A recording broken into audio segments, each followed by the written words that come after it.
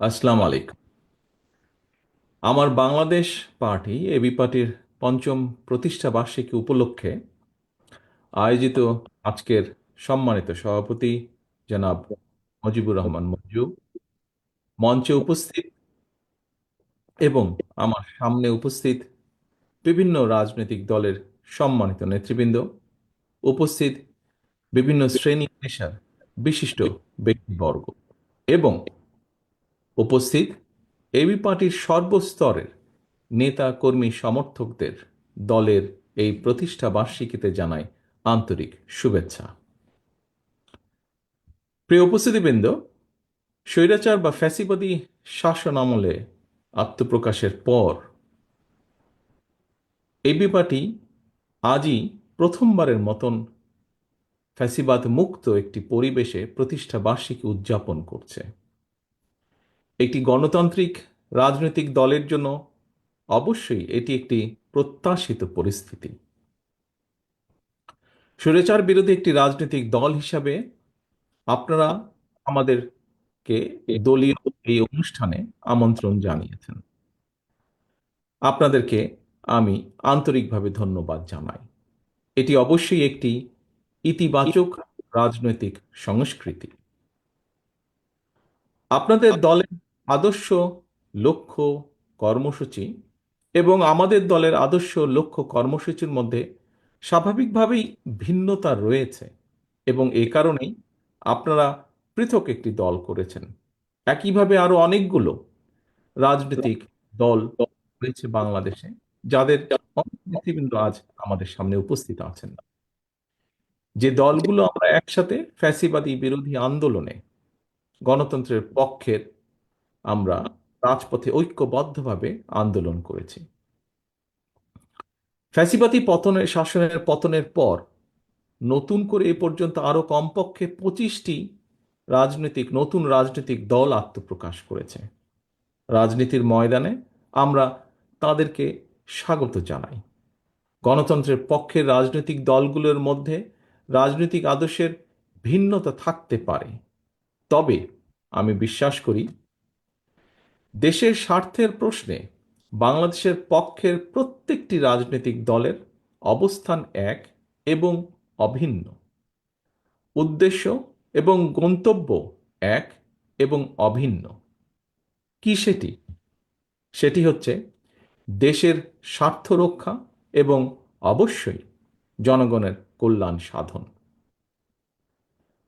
প্রিয় উপস্থিতিবৃন্দ, তবে যে রাজনৈতিক দলটি গণতান্ত্রিক রাজনৈতিক চরিত্র, গণতন্ত্র হারিয়ে স্বাধীন সার্বভৌম বাংলাদেশে ফ্যাসিবাদী শাসনের জন্ম দিয়েছিল, সংবিধান লঙ্ঘন করে মানুষের গণতান্ত্রিক অধিকার হরণ করেছিল, খুন, গুম, অপহরণ, সন্ত্রাস, দুর্নীতিতে জড়িয়ে পড়েছিল, বাংলাদেশকে একটি তাবেদার রাষ্ট্রে পরিণত করেছিল, বীর জনতার রক্তক্ষয়ী গণ অভ্যুত্থানে তারা দেশ ছেড়ে পালিয়েছে।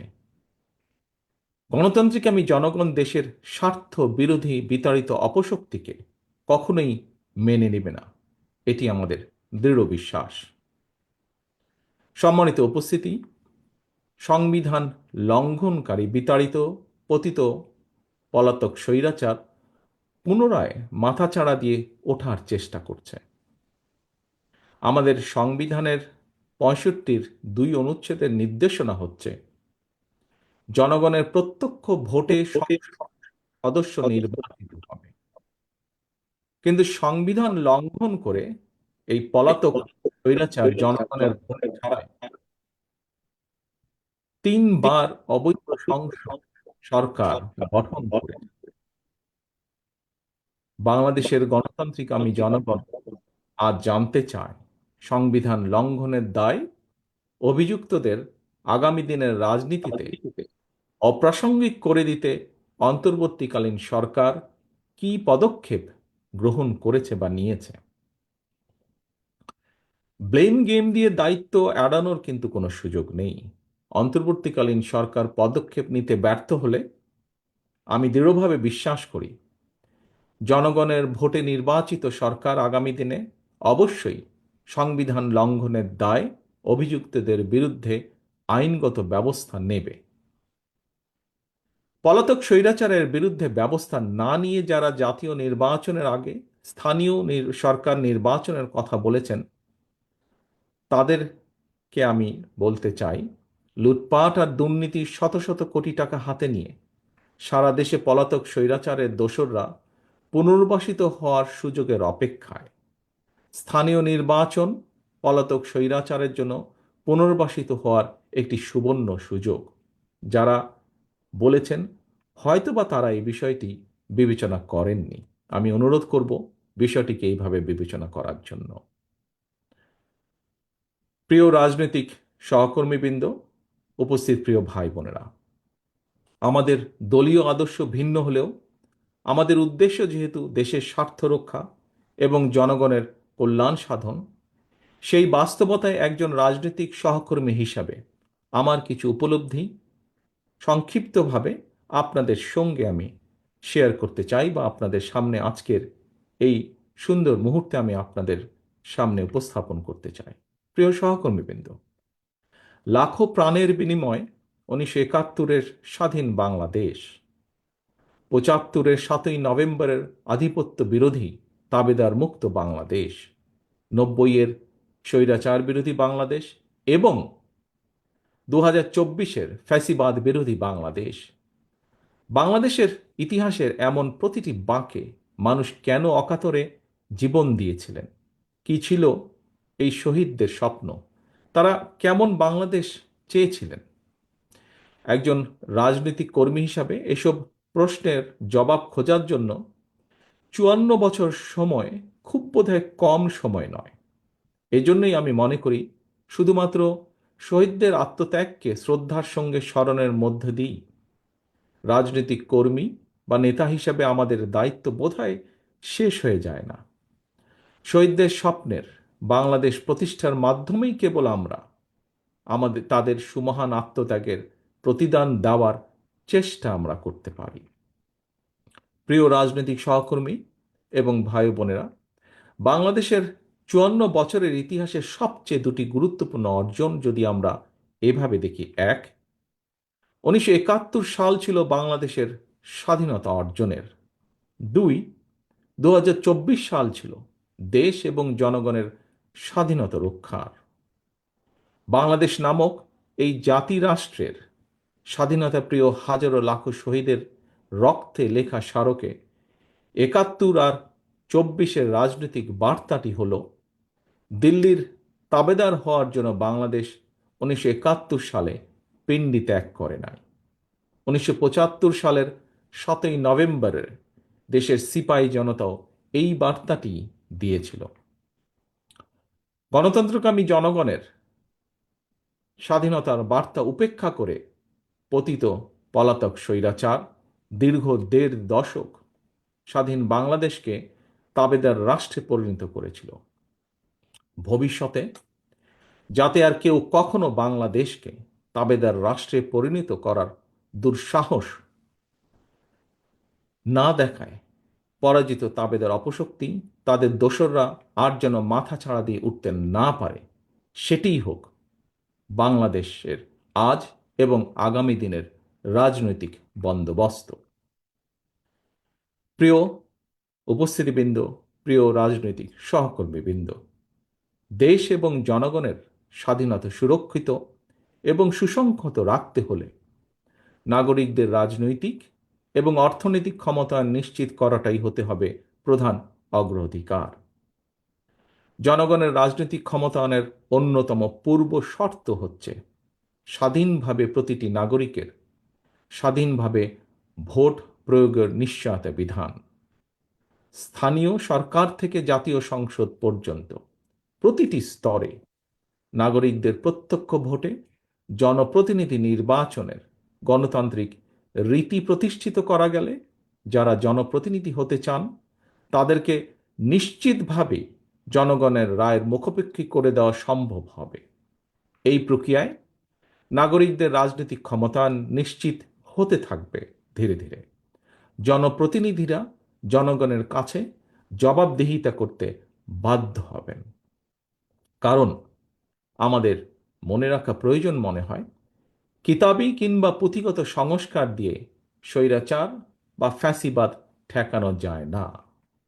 সংবিধান বা আইন না মানের কারণেই মানুষ ফ্যাসিবাদী হয়ে ওঠে।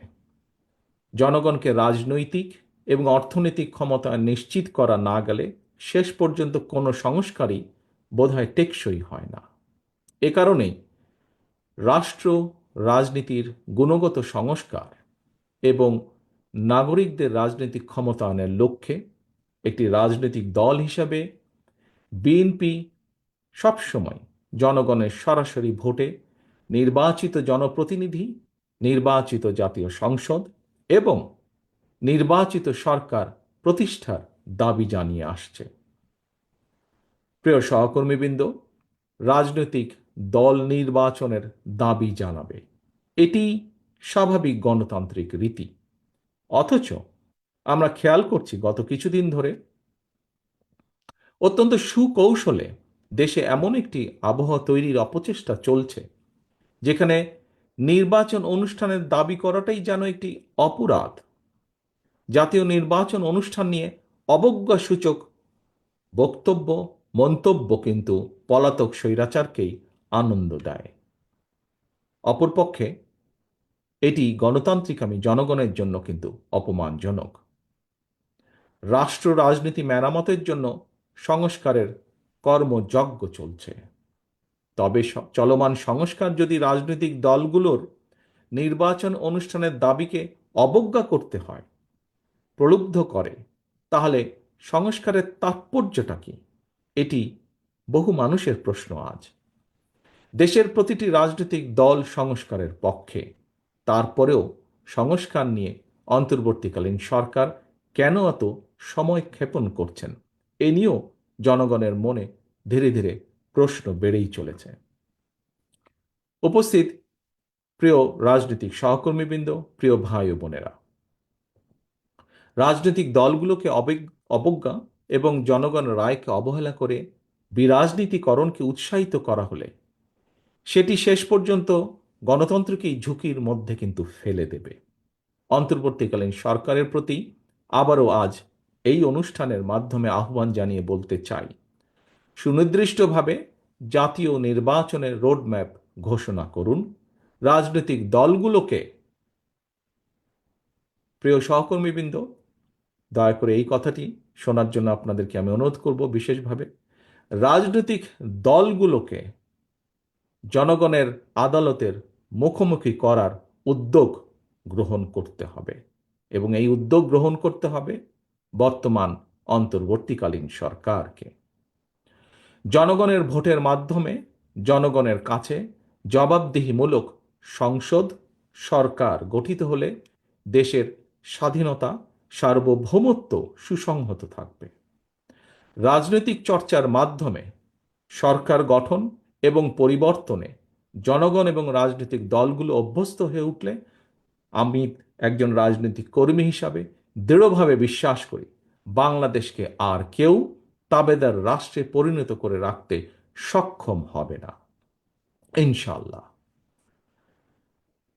প্রিয় সহকর্মীবৃন্দ, আজকের সম্মানিত সভাপতি, এতক্ষণ আমাকে সময় দেওয়ার জন্য এবং আজকের এই প্রতিষ্ঠা বার্ষিকীর এই অনুষ্ঠানে আমাকে বক্তব্য রাখার সুযোগ দানের জন্য আমি আমার দলের পক্ষ থেকে আবারও আপনাদেরকে আন্তরিক শুভেচ্ছা এবং আজকের এই আপনাদের প্রতিষ্ঠা বার্ষিকী আমার বাংলাদেশ পার্টির প্রতিষ্ঠা বার্ষিকীর আন্তরিক সাফল্য কামনা করে আমার বক্তব্য শেষ করছি। আল্লাহ হাফেজ। বাংলাদেশ জিন্দাবাদ। বাংলাদেশ জাতীয়তাবাদী দল জিন্দাবাদ।